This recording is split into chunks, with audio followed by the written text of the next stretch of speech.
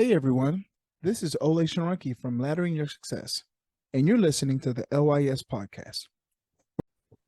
All right. Good afternoon, everyone, boys and girls all over the world.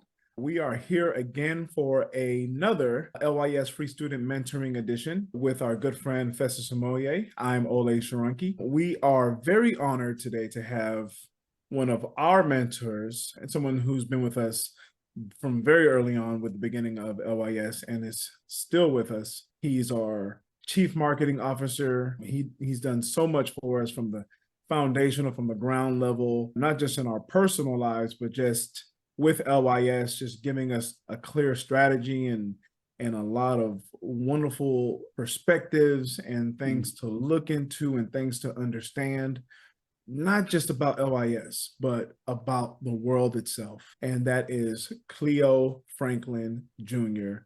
Cleo, brother Cleo, how you doing today? Thank you so much for being on with us. Listen, it's a pleasure to be with both you, Ole and Festus. I cannot think of any other place I would rather be with two bright young men like you who are inspiring the next generation of future leaders. And as I would say, doing the real work, right? At the ground level and keeping it 100. Absolutely. Go ahead, Festus, sorry. Yeah, I just wanted to say I'm so glad to have you here, Brother Cleo. We call him Brother Cleo. Y'all could call him Cleophus Franklin Jr., or you could call him President, okay? Or you can call him Chicago Two-Step. I mean, any different names. So, because he's going to be able to give us a little bit more insight into what he's doing now in terms of leading the Franklin Leadership Foundation and also Franklin Strategic Solutions in his personal intro. But I mean, literally, it's almost like Cleo's lived 5 lifetimes. You know what I mean? Like when you really add it up, it's like he's lived 5 lifetimes. And so yeah, we want to get to the meat and potatoes of today because you're a very rare breed, Cleo, in the fact that you have blended formal and informal education, what your parents have taught you, what the community has taught you, what you know personally. I mean, your poetry, y'all got to read Cleo's poetry. Hit LinkedIn, okay? And he's gonna tell you about that. But Cleo fully embodies what we are about at Laddering Your Success. And for us, sometimes I'm like, man, I can't believe he spends time with us. He honors us with his presence. And so with no further ado, let's go ahead and let you introduce yourself and your background to the people today. So I'm just super excited to have you. Well, you guys have humbled me. My goodness, what a auspicious introduction. Guys, my full name is Cleophus Franklin. People refer to me as Cleo, etc. But that being said, I am a retired global agricultural business executive. I worked for the three big iconic brands, John Deere, Case New Holland, Mahindra. And in those roles, after 31 years, I retired in 2019 from Mahindra as their Chief Marketing Officer and Vice President for Strategic Planning for the Mahindra Americas, which is North America, Mexico, Latin America, South America, etc. But that being said, let me just give you a little bit about my background. I'll start with it. My undergrad is from Morningside University, and that undergrad degree, of course, minored in business and education. I majored in social work. My MBA is from the University of North Carolina, Chapel Hill. Of course, and that MBA is one I'm very, very proud of. There's four children. And each of my children, with the exception of one who will soon get her college degree, all have college degrees. My oldest son has his master's degree in criminal justice. Been married to my wife, Lois, since 1988 of November, and here in Houston. I do have, of course, my own business, Franklin Strategic Solutions. It is a global consulting business. And let me just tell you what we do. What we do is we really help businesses, people try to determine what is the next move to take their business to the next level. We'll scale business ideas. We'll also reconstruct organizations, whether it's, of course, human capital. We'll take marketing ideas and help them take it from a strategic level down to the ground level to execute. We do quite a few things and we work globally. The Franklin Leadership Foundation is all about one thing. It is another It's a nonprofit business that I have with Morningside University. And I'll just say simply that business is all about providing access to those who are looking to aspire to become future leaders. Now, we provide scholarships to financially challenged students. We also provide internships, externships, and access to a global network of mentors to help students take the theory that they're being taught every day and apply it in real life from people that have done it. And so that's what the Franklin Leadership Foundation is about. By the way, I'm very proud. Last year, we gave out 6 scholarships, and this year we're looking to do even more than that. I'm an author of 3 different books. As you can see behind me, we'll talk about my books. 2 of those books are leadership books. The other one is a children's book. I sit on several different boards. And of course, last but not least, I'm very, very passionate and proud to be a member of Laddering for Your Success. And why am I proud of that? It's because I think the best thing anyone can do to secure the future or to create a future is to invest in youth today. And that's what Laddering Your Success is all about. So I have all types of time and passion and interest in making sure that we secure a brighter future by investing into our children today, no matter where they're from and what they're dealing with. I love it. I love it. I love it. Ole, I know you got some questions, some things to say. So go ahead before I do, because I'm bursting. Well, yeah, I trying to think of a way to sell it. I don't think I could sell it any better than that. I guess that's why you have closers, right? So I guess that's Cleo's new nickname, closer. The closer, yeah. Hey, by the way, I never sell. All I do is close. Okay, there you go. All right. I think people are not interested in you selling something. Yes. I think people are interested in basically knowing that you understand what their pain points are, what their problems are, how to make their life better, and quite frankly, how to really get them things that really other companies or services don't provide. And when you're able to do that, you don't sell them, you close them by meeting their needs, by what they told you, by qualifying your solution to exactly what they're looking for. So we're going to close. I love that DJ Khaled. All I do is win. That's right. All I do is close. That's what's up. But yeah, go ahead, Ole. And speaking of that, I still remember the day that the first time I met you, the first time you came in for an interview and we got to know each other. If you could just, take a couple minutes and just tell us about how, those lines got connected, how you got connected with LYS and how you became a part of our wonderful team. First of all, I want to compliment you guys on your podcast. You're doing a great job in not just getting out good content, but I think it's important that what you're doing really gets to the meat of the issue. I describe it as the what and the so what. You guys not only provide the what, but you provide the so what. And the so what is, what are the tools? What is the construct? What's the plan? Here is an approach that I can take to take this knowledge and apply it. So it's all about application.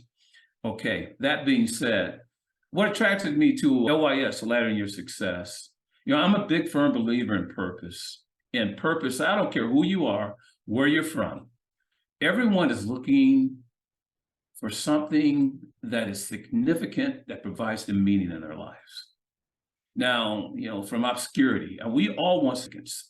We all want to make sure that we matter and what we also do matters. And what attracted me to Laddering Your Success is really the platform that you provide matters.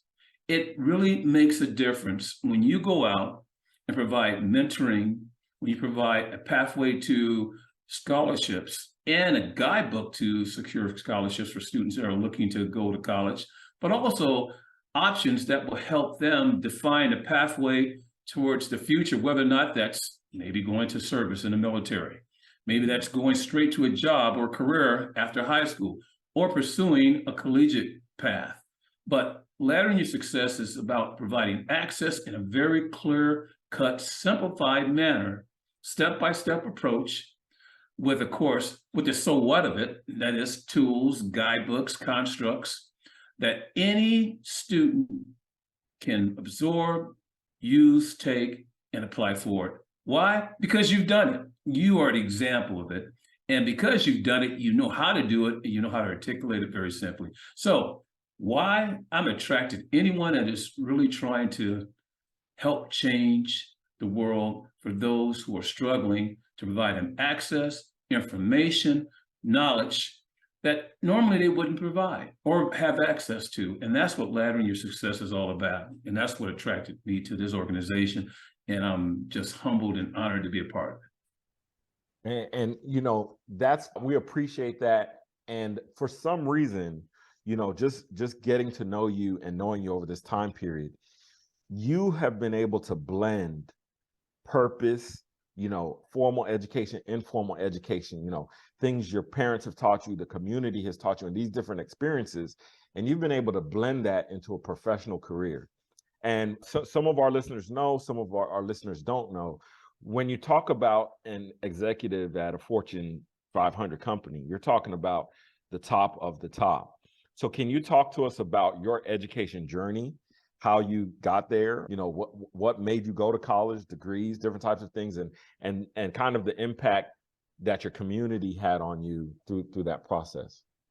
My journey, I was very blessed. My mother, she, of course, had 4 master's degrees and 3 bachelor's degrees. I grew up on a small rural farm in southeast Missouri, and they called it the Boot Hill.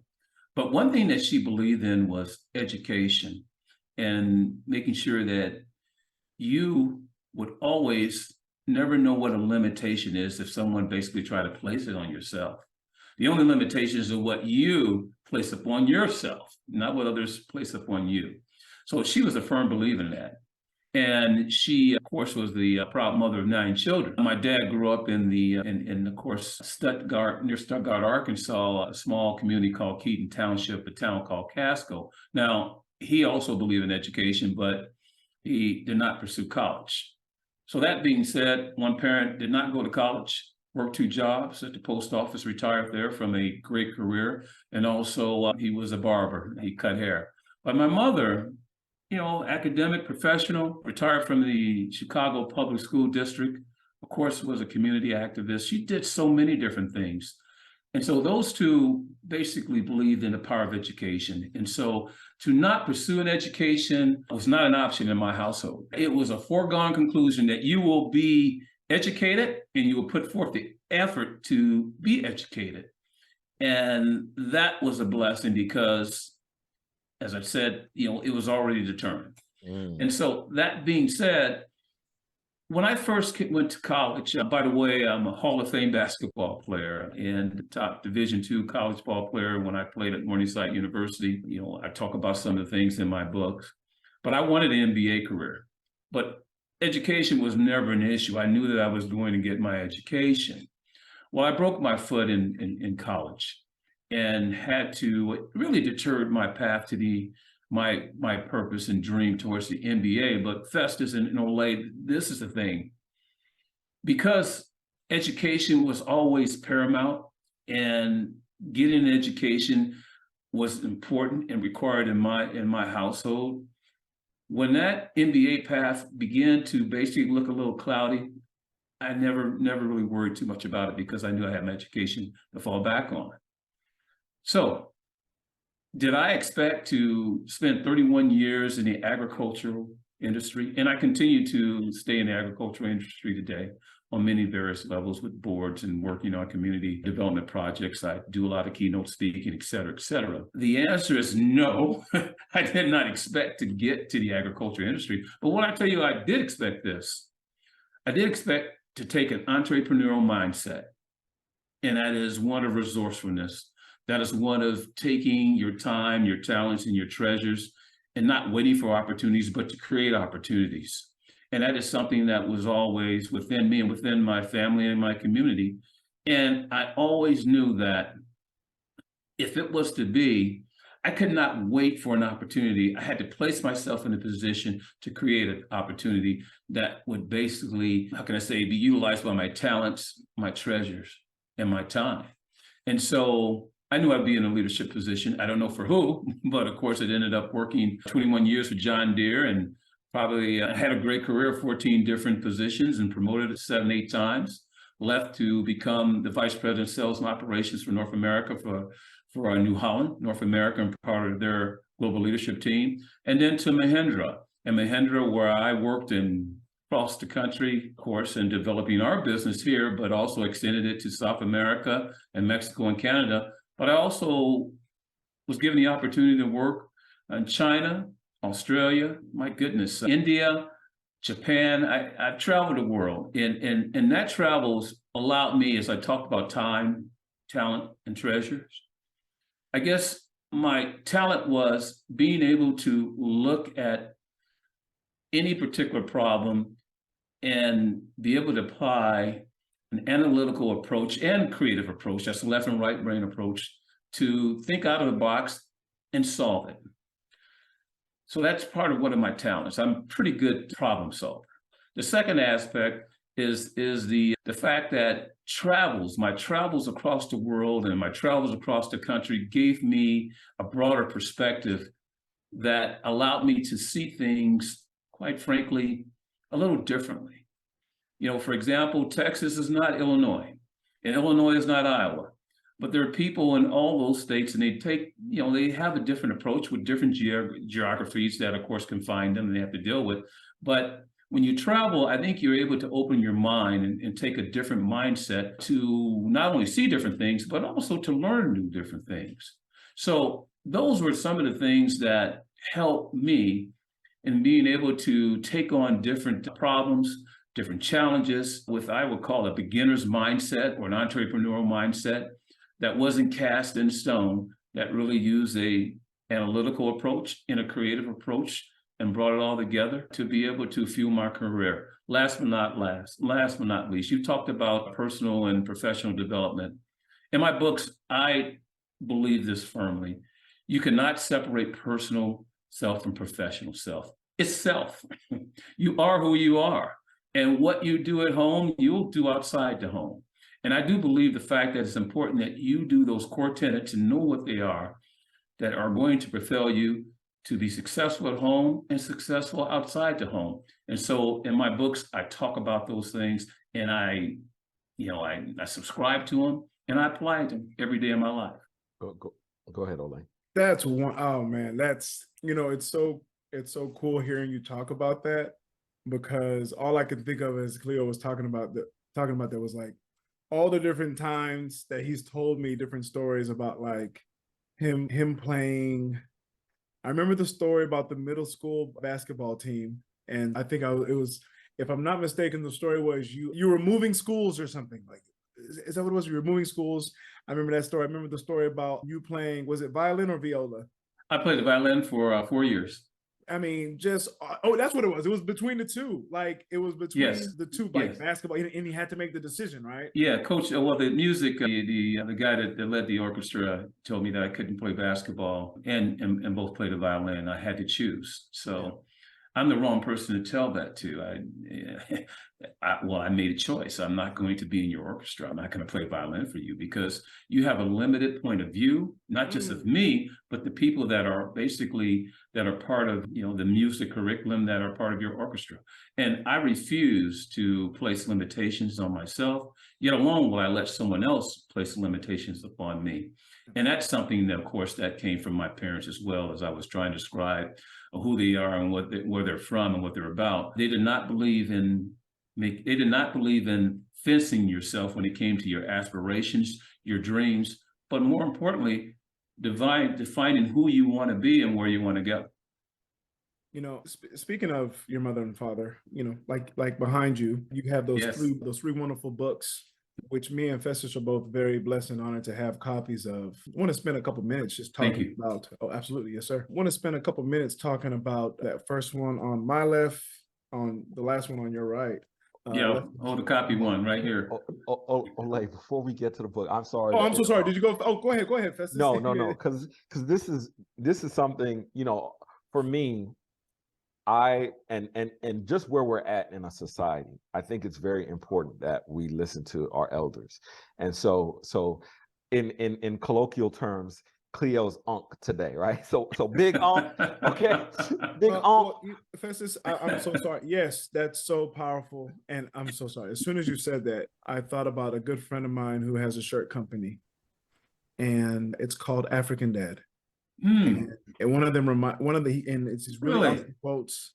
Yeah, it's these really awesome quotes. And I thought about Cleo when you said that, Festus. And the quote says, "The elder can see sitting down what the children cannot see standing up." And that's what Cleo, that's what we're saying. They're not even sitting down, they're laying down. We're on ladders. We're trying a ladder. Oh my We're like goodness. 10 feet up. We can see it, and they're laying down, and they're just like, no, that ain't the way.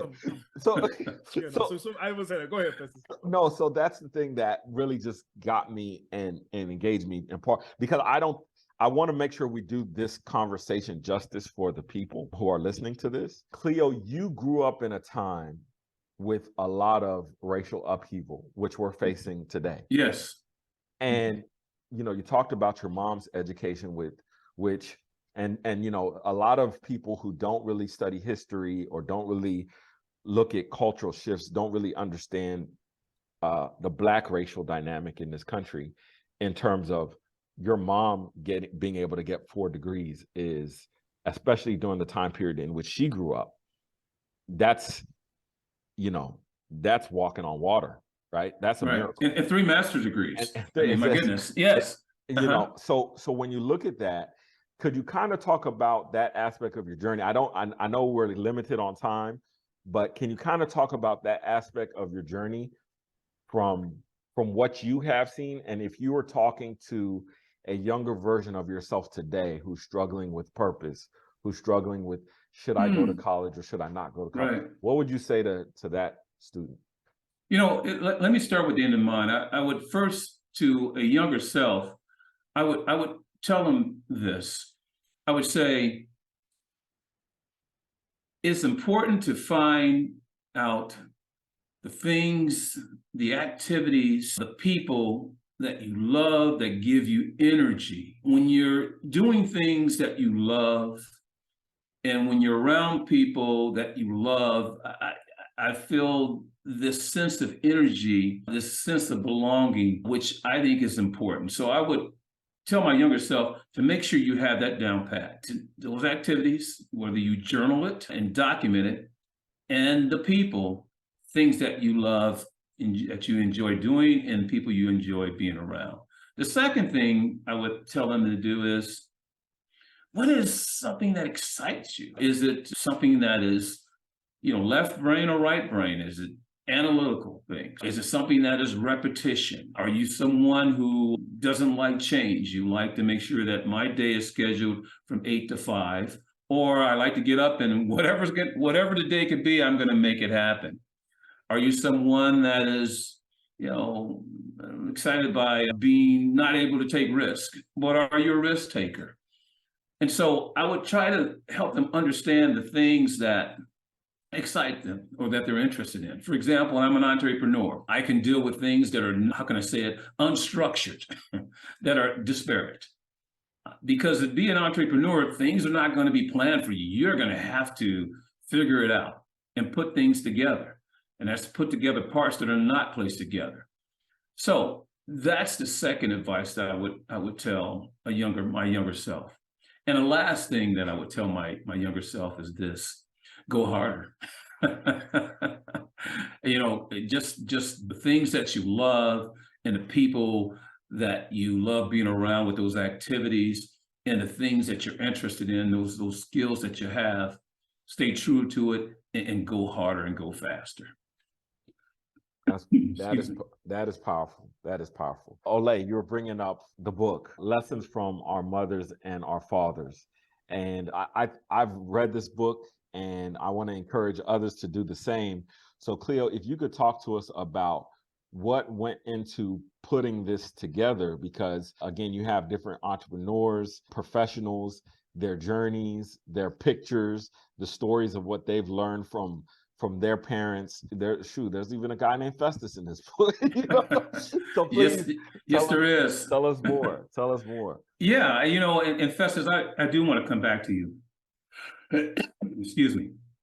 About you did ask a question about the times that I grew in. I'll come back to you, and I'll also refer to it in the book about I would say the environment, the cultural shifts, some of the current things that were happening when I was growing up. But that being said, Lessons from Our Mothers and Fathers is a tribute, it's a celebration of, I would say, the most influential and a lot of times underappreciated people within our lives.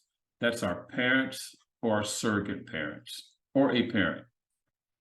And what I wanted to do was put together a story that included not just stories from myself to honor those moments and those inflection points where my parents made a difference. Now, I didn't know at the time, but later on, it sunk in and they were right. But I wanted to create this collaboration, not just for myself, but people like yourself and other experienced professionals across the world. There's 20 stories. And I wanted it to be told in their own words, in their own time, in their own way. And I'm very proud. I have to pick up, you got me wanting to pick up the book as well, but I'm very proud of this book because it's authentic. It really shows a lot of vulnerability. And specifically, even in this book, and I have another book coming out here in about 3 months called Conversations with Cleo, the people that write about this even talk about some of those times and inflection points and when I grew up where there was a lot of civil unrest and where Reaganomics, this trickle-down theory of Reaganomics was not working for everybody. Crack was prevalent. We had a lot of people trying their best to find their way. And I'll say this, I think regardless of the time, because I think there's good times and there's bad times. But what's important for you and what was important for me and my family gave this to me, is this, I want to call core values or these core tenets that we never, ever compromised on. And whether you're having good times or bad times, I think it's important that you know what matters to you, what's critical to you, and what you will not, as I say, negotiate or give up on. And for me, I know what those are. And I think it's important that everyone else tries to find out what they are. And then maybe another time we can talk, I'll go through a process and how people can figure that out. But that to me is very critical and core for anyone, because that's the thing that's going to get you through and keep you focused, whether or not there's abundance of blessings or whether there's abundance of challenges. So that keeps you, how can I say, on the real. I love it, love it, love it, love it, love it. So tell us more about where people can find Lessons for Our Mothers and Our Fathers, in case we literally just got an email yesterday, I think it was, or 2 days ago. I read it yesterday, from a mother who was struggling with her son, the son, she said, had a 3.8 GPA, right? And listening to YouTubers and Instagram, and now he's like, man, I don't even think I need school anymore. I'm ready to drop out now. Right. So obviously there were some lessons that kept you going during challenging times and kept you out of trouble. And so if you could tell us where people can find the book and just give us some closing words to that parent that is struggling with their child and trying to say, okay, how do I get this, blessed baby, quote unquote, to figure things out, Yeah, you can purchase Lessons from Our Mothers and Fathers, from coffeewithcleo.com. That's coffeewithcleo.com, www.coffeewithcleo.com. And another reason, and of course the intent of this book is, I don't think parenting comes with a guidebook. But I will tell you this, 20 stories within this book from, my goodness, more than 15, 16 different people that have contributed stories who were successful, that basically had the same challenges and struggles that many of us as parents have had. Hopefully, this book will give you some insights or help guide you to those solutions that these people who wrote these stories didn't have.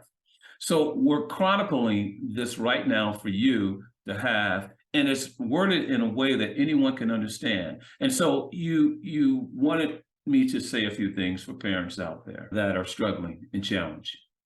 I will tell you this, I'm not a perfect man. I've made mistakes. And I will say this about parents, you're going to make mistakes. And your children are going to know those mistakes. But this is the thing I will say.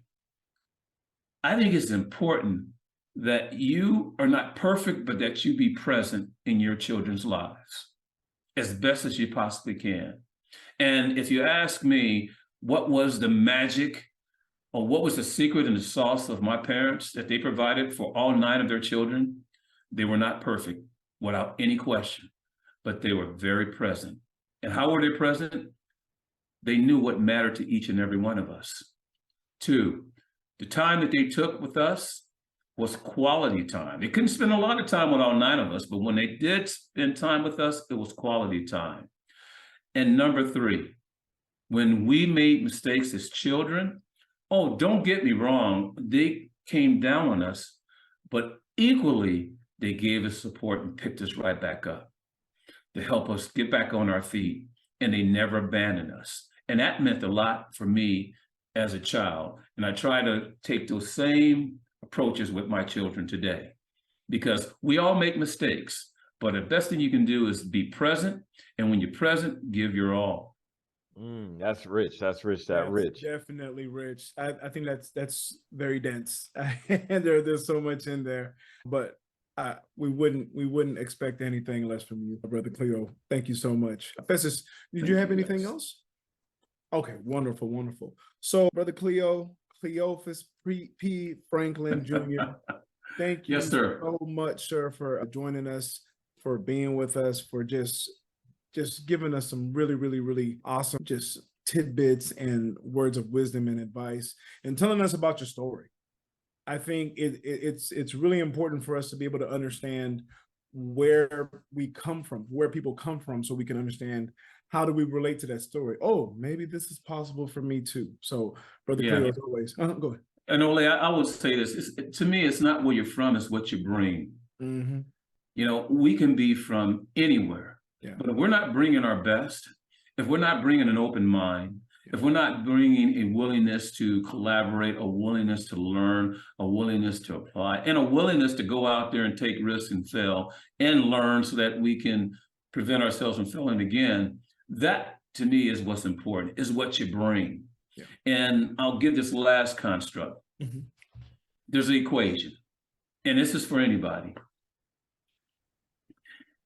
E plus R equals O. E is event, plus R is response, equals O is outcome. Listen, we can't control the events that basically happen to us, but what we can do is control our response. And when we control our response, it's going to really dictate the outcome. Mm-hmm. And I've learned that equation the hard way. So control what you can control, and it's your response to something. Because when you respond, it will really dictate what that outcome is going to be. Anyway, just want to give that little calculus arithmetic lesson to those that are with us, because I think it's important that you control what you can control, and how you respond, how you see a thing is so important. And our children, they don't hear what we say, they watch what we do. So how you respond is going to be very critical. Yeah. Thank you, gentlemen. Thank you, brothers. I appreciate you. Cleo, taking us to church. Yeah, Ole, you want to go ahead and close us out? And absolutely, we're going to get a part 2. Absolutely, yes. So stay tuned, folks. We do have a part 2 coming up about not just Cleo, but his kids, his children, and the other book, or the third book, the most recent book that just came out. We're going to talk a little bit more about that in part 2. So stay tuned for that one. For Cleo Franklin, for Festus Samoye, I am Ole Sharanki. Remember, folks, there are legitimate reasons for not going to college, but there are no legitimate excuses for not getting an education. Thank you, and continue to join us as we continue to ladder our success. Y'all take care now. Thank you. Oh, you're still there? Well, thank you so much for listening to the LYS podcast.